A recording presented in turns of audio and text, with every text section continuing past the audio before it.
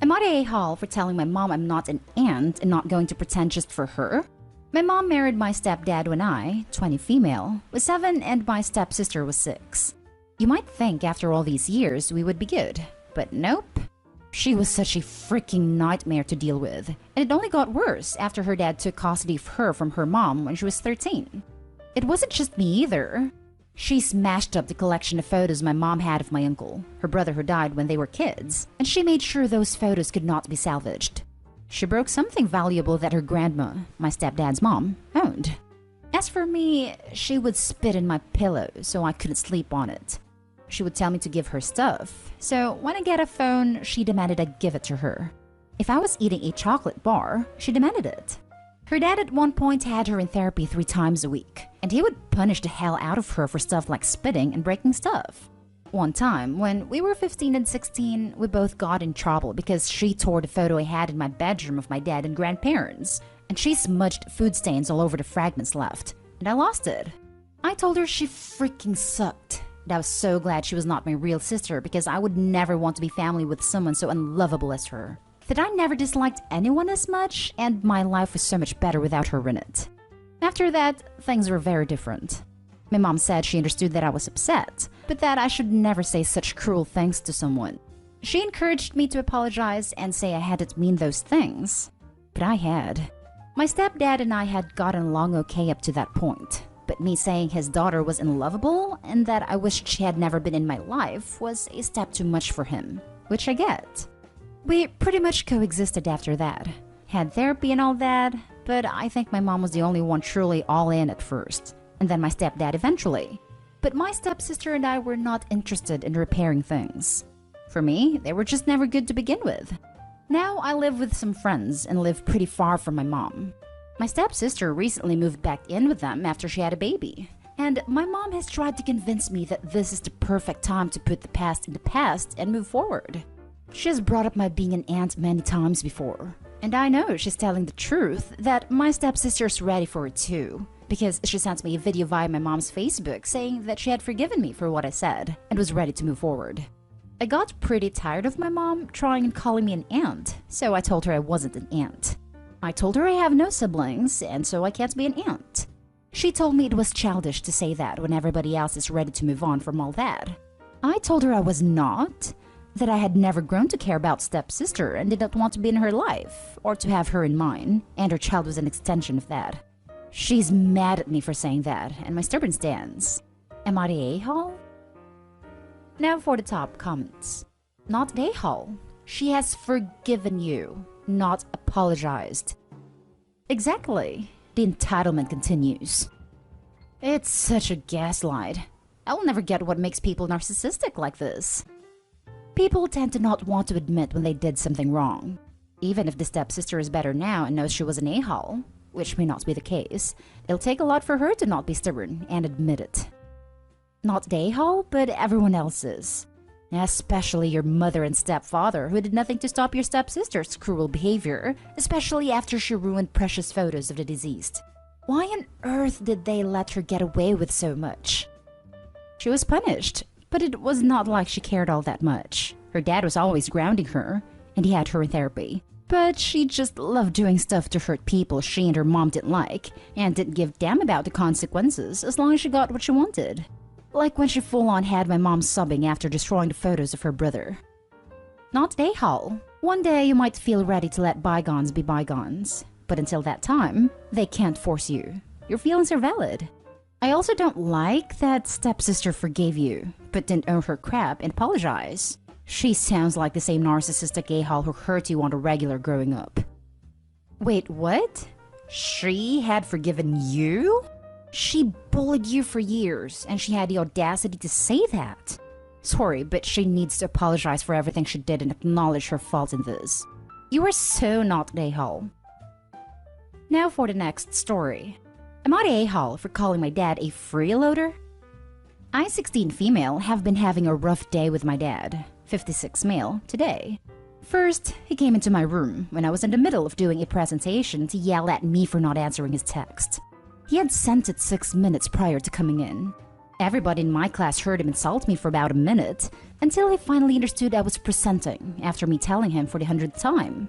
Immediately after my presentation, when I left my room, he told me I should have alerted him I was going to be presenting and that everything that happened was my fault.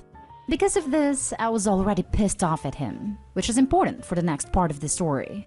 Later in the day, after finishing all my schoolwork, I was cleaning the dishes, which were a lot of since my mom is busy with work and my dad refuses to clean his plates. I really don't mind doing them, but the problem came up when my dad came downstairs. He started the entire conversation with, "Wow, you're finally doing something helpful around the house." After the whole day of him being a jerk to me, I finally snapped. I may have used a bit too colorful of language, but the main gist of what I said was, "I don't want to hear it from you when you're more of a freaking freeloader than I am. You don't do the dishes, you don't do laundry, you don't work, you don't walk the dogs. You do nothing but sit in your room all day, watch the news, mope, and be freaking miserable." This obviously turned into a screaming match pretty quickly, with him calling me insensitive because I should have known that the only reason he doesn't have a job is because of COVID and how anxious he is with going out right now. I countered this by saying the least he can do is be nice, help around the house, alleviate some of the stress from my mom, or look for a job. After that, he told me to bug off, so I did. I went to my room and did finish the dishes. I'm worried I went too harsh on him by calling him a freeloader, because I know he has anxiety when it comes to COVID and working at this time. Am I the a-hole? Not the a-hole. He was acting like a huge a-hole and deserved it. He's being hypocritical for judging you for not doing anything, even though he doesn't either. He needs this wake-up call. Judging her for not doing anything either. She was in class / doing homework most of the day, which should be her #1 priority at her age. This. Also, anxiety doesn't justify being a freeloader. Opie's dad is an awful dad, and it sounds like a worse husband. Lots of people have anxiety issues, and we manage to not be freeloading jerks to our loved ones. Not at a-hole. Any slight a-hole behavior seems justified. He needs to grow up. COVID doesn't stop you from doing dishes / cleaning your house, etc. He may be depressed and anxious, but in the real world you still have to get on with things. You can't just peace out because you don't want to handle things when you have responsibilities. Also, the berating you for ages in general is BS, let alone when you're trying to do your schoolwork. Congrats, you're more of an adult than your dad is. Not at a-hole. The worst part is that he isn't just doing anything. He's doing nothing and giving Opie crap about not doing enough. Anxiety and depression don't do that. That's pure and filtered a-holery. COVID is stopping him from working and leaving the house. So what's stopping him from doing laundry and dishes, etc.? I can get why you snapped at him, although if his laziness is an issue, it's best between him and your mom. Not a-hole. Yeah, I forgot to include that in my original post. I might have been an a-hole because I'm talking up to my dad, which isn't really my place. Kinda sounds like you earned it though. Parents often criticize without realizing how hypocritical they're being. Now for the next story. Am I the a-hole for telling my sister I'm not her mom and it's not my job to keep looking after her? I, 21 female, have a sister, 18 female. My parents put me in the worst position of being her keeper / caretaker when we were kids. I was expected to help her with homework, help her with friend problems. If she was in trouble with a kid, they would ask me to speak to the kid or an older sibling if they had one around my age. I was responsible for walking her to and from school on my way to school.